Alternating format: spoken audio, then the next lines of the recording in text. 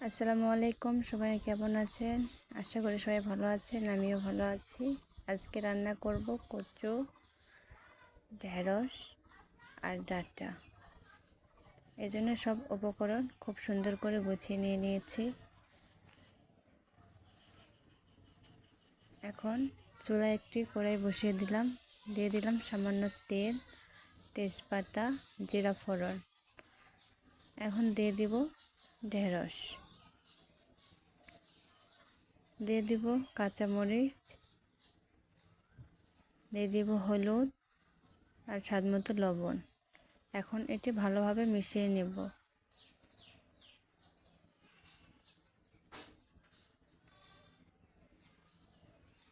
মিশিয়ে নেওয়া হয়ে গেছে। এখন একটি অল্প আঁচে ভেজে নেব।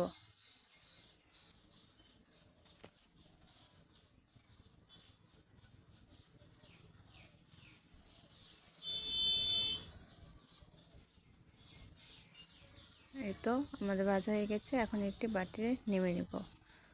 আবার পরে একটু সামান্য তেল দিয়ে দিলাম কাঁচামরিচ, পেঁয়াজ কুচি,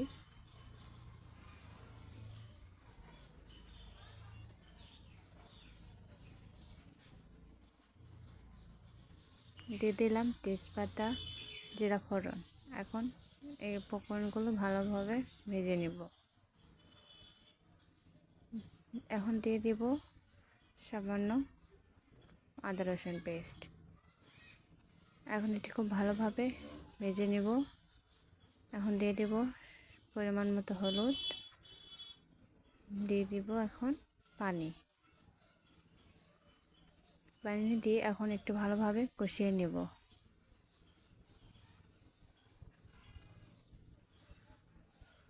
কষানো হয়ে গেলে দিয়ে দিব ডাঁটা।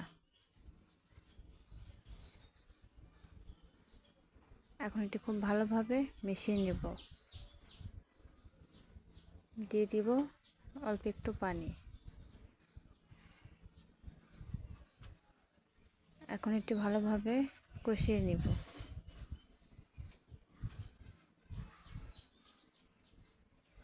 এখন পরিমাণ মতো লবণ দিয়ে ভালোভাবে নেড়ে সেদ্ধ হওয়ার মতো পানি দিয়ে দেব। এই তো প্রায় সিদ্ধ হওয়ার দিকে।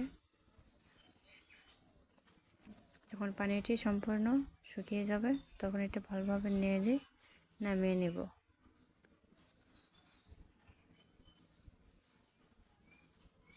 এই তো বাটিতে নামিয়ে নিলাম।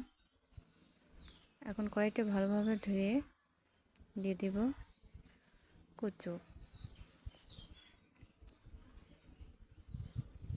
দিয়ে দিব মসুর ডাল, কাঁচামরিচ,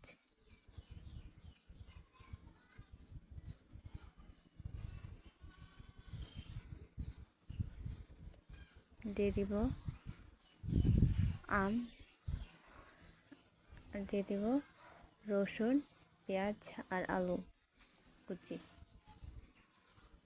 দিয়ে দেব স্বাদমতো লবণ,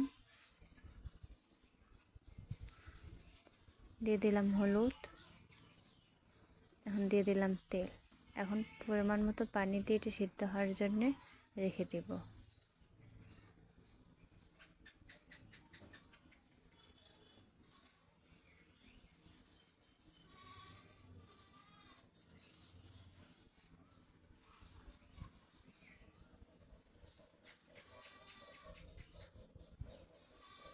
তো প্রায় সিদ্ধ হয়ে গেছে।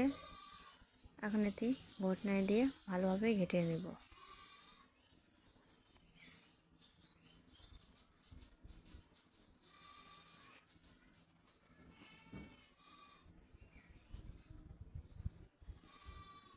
এই তো ভাজা হয়ে গেছে। এখন দিয়ে দেব পরিমাণ মতো পানি।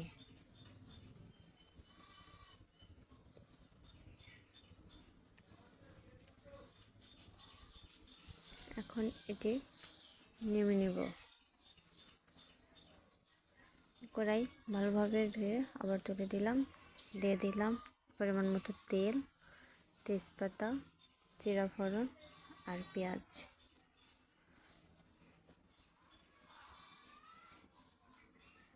এখন দিয়ে দেব ঘেটে রাখা কচু। এই তো আমাদের হয়ে গেল কচু ঘাটা। কে কে এটা খেতে পছন্দ